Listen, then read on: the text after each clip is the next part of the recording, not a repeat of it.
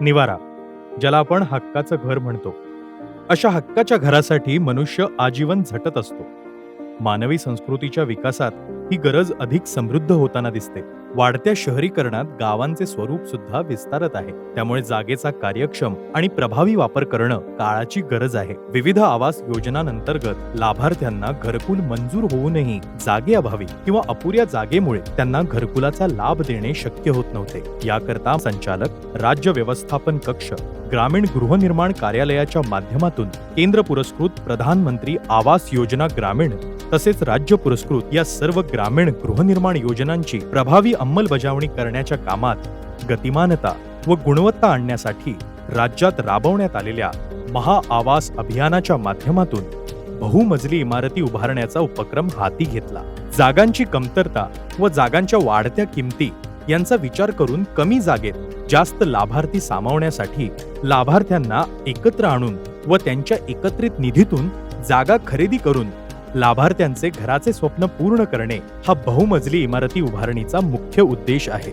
महाआवास अभियानात राज्यातील प्रत्येक जिल्हा परिषद गटामध्ये प्रत्येकी किमान एक याप्रमाणे बहुमजली इमारती उभारण्याचे लक्ष्य निर्धारित करून 2 ते 4 मजली इमारती उभारणीस मान्यता दिली. या बहुमजली इमारतीचे अनेक फायदे असून ते गावांच्या सौंदर्यात भर घालून आदर्श बनवतात. बहुमजली इमारत असेल, डेमो हाऊसेस असेल, सँड बँकची कल्पना असेल, भूमिहीनांना जागा देण्याचा कार्यक्रम असेल, या सर्वांमध्ये उत्कृष्ट कामगिरी बजावून या महाराष्ट्राचा स्थान या देशामध्ये या गृहनिर्माण कार्यक्रमात किंवा सर्वांसाठी घर 2024 पर्यंतचे जे आपलं धोरण आहे, माननीय प्रधानमंत्री साहेबांचे जे स्वप्न आहे, त्याच्या महाराष्ट्राने एक चांगली कामगिरी बजावलेली आहे. आता आपण पुणे जिल्ह्यातील बारामती तालुक्यातील करंजेपूल गावातील बहुमजली इमारत बघूयात. करंजेपूल गावातील 2 लाभार्थ्यांना घरकुल मंजूर झाले, परंतु त्यांच्याकडे घरकुल बांधकामासाठी पुरेशी जागा नव्हती. प्रधानमंत्री आवास योजनेतून 19-20 ला घरकुलाचा लाभ घेतलेला आहे. अतिशय कमी जागेत दुमजली इमारत करायचं ठरवलं.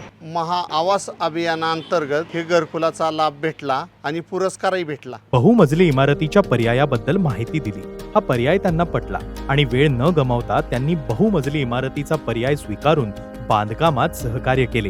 तसेच त्यांनी उपजीविका चालवण्यासाठी किराणा दुकानही सुरू केले. आज ते दोन्ही लाभार्थी आनंदाने आपल्या स्वतःच्या मालकीच्या बहुमजली इमारतीत राहतात. अशा प्रकारे राज्यात विविध ग्रामीण गृहनिर्माण योजनेअंतर्गत एकूण 5136 भूमिहीन लाभार्थ्यांसाठी एकूण 2568 बहुमजली इमारतींची उभारणी केलेली आहे.